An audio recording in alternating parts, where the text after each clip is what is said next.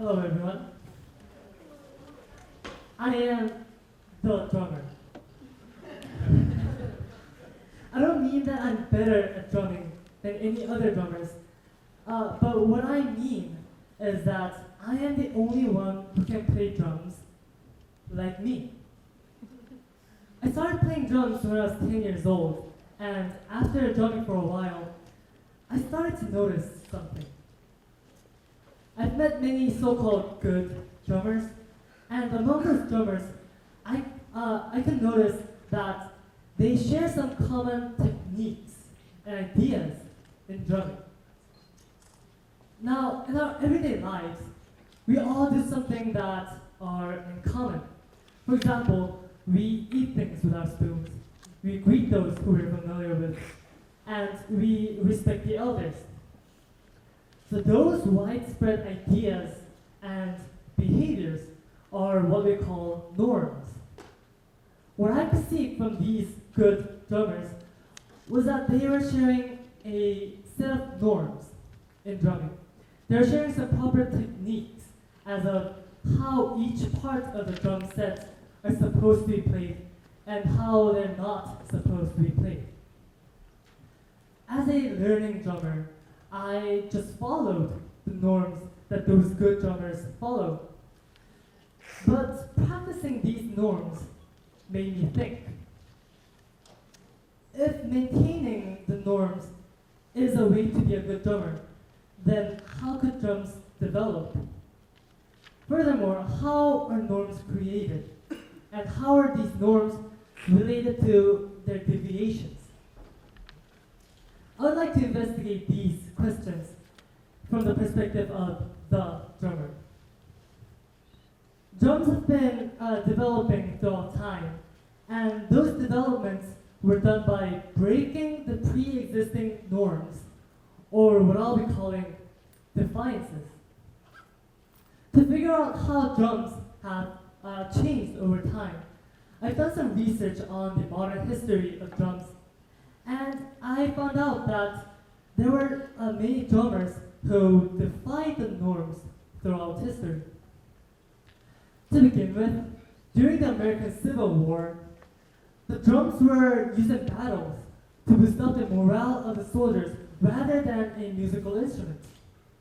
So the soldiers had to march while drumming, so they had to wear the drum with a strap, like me in the picture. However, as soon as the Civil War ended, people no longer had to march while drumming.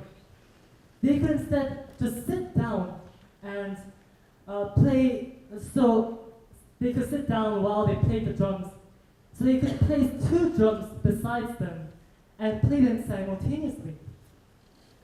Drummers started to diverge from the idea of playing a single drum while marching, and instead started to play both snare drum and the bass drum at the same time.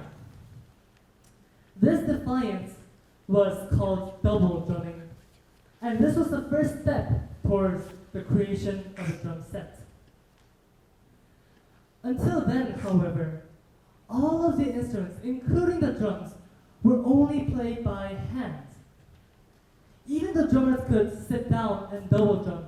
They used one arm for playing a snare drum and the other for the bass drum. Then in 1909, another crucial defiance took place. The drummer named William F. Ludwig had invented a gear called bass drum pedal and started to use his feet to play the drums. He started to play the instrument with his feet. So until nowadays, there are no such instruments besides drums that actively uses the feet. And certainly in 1900s, it was an unprecedented scene to see, to watch an instrument played by feet. This radical defiance opened the possibility of the drummers who used the double drum to play 4 instruments at the same time, one limb for each instrument. Creation of this drum pedal was another huge leap to the formation of modern drum kits. And people started to incorporate these drum sets in early jazz bands. Unfortunately, drums couldn't fuse into the band because the sound that those drums created was too loud, overriding other instruments. So in the 1910s, people started to defy the idea of playing the drums with the wooden sticks as they used to do, and instead started to play drums with fly swatters, with metal bristles to decrease the volume. Later, a new kind of stick emerged called the brushes.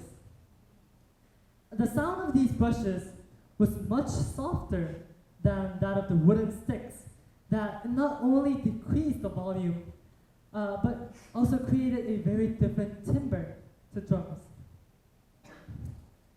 And the last defiance that I want to discuss is the tunable toms. Many immigrants from different countries swarmed into the United States during late 19th century and the early 20th century. And during this process, Chinese drummers brought untunable Chinese toms. And the drummers would incorporate these toms into their drum set. Then in 1935, the drummer named Gene Krupa, a fan of the sound of toms, wanted to control the pitches of the toms by tuning them. He therefore defied playing untunable toms and came up with these dual tension toms, which both heads can be tuned. So these prevailing dual tension toms, as presented in this drum set, started from Gene Krupa's Defiance. While researching this history of drums, I sensed that drums have been developing through defiances. We think that norms are what we should follow, and ever since I started playing drums, I've been constantly following the norms. However, as I watch how drums develop, I realize that defiance is what makes a drummer the drummer. But then I struck with a question. What should I defy? The norms, yes, but then what are the norms? In fact, I could seek the answer to this question in the history of drums as well. All four defiances that I've talked about are still present. People started playing drums as they're seated through double drumming, and this sitting is still continued in these days. The drum pedal that William Ludwig had invented is now an essential component of a drum set. The brushes are one of the major sticks that people use to play drums, and the tunable toms that Gene Krupa had invented are almost in every drum set. These are the things that we call norms. After all, norms come from defiances. When we look closely at these defiances, we notice that they do not start big. The initial stage of defiance is, as far as I notice, a mere customization. These drummers have customized their drums through defiances, and this made the drums theirs, which made them the drummers. Defiances are initially little changes that people make for themselves. Now, in the beginning of the speech, I called myself the drummer. Again, I'm not an expert in drumming, nor am I famous anyhow. However, I did make a little customization. Last year, I had a chance to perform in a musical. In that musical, I had to play a rhythm noted as this. And this rhythm goes like this.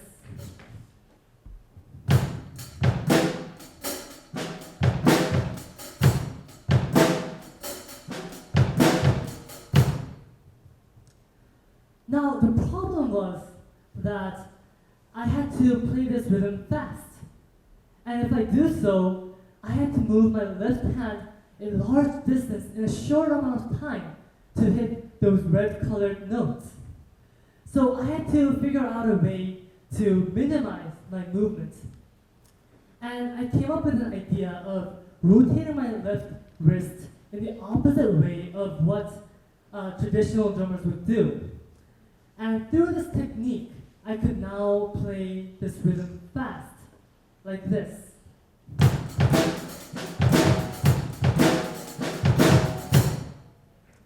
Now this was not a big defiance, but rather a small customization. However, with this technique that I invented, I could play my parts in the show successfully. Defiances do not have to be big. It is instead the meaning of those defiances that makes the defiance valuable. Defiance is what makes a drummer the drummer. It is what makes a person the person. We normally think that we should follow the norms in order to be successful, and there are certainly many cases in which following the norms is a way to success. However, I want to emphasize that defiances are as necessary as norms. Norms and defiances are like two poles of a magnet, that they are always at the opposite end to each other, but yet cannot be separated no matter how hard we try to. Defiances make norms, and those norms in turn provide the space for defiances to happen. So there are no norms unless we defy them. I believe that the cycle of norms and defiances is what makes our society glorious. Thank you.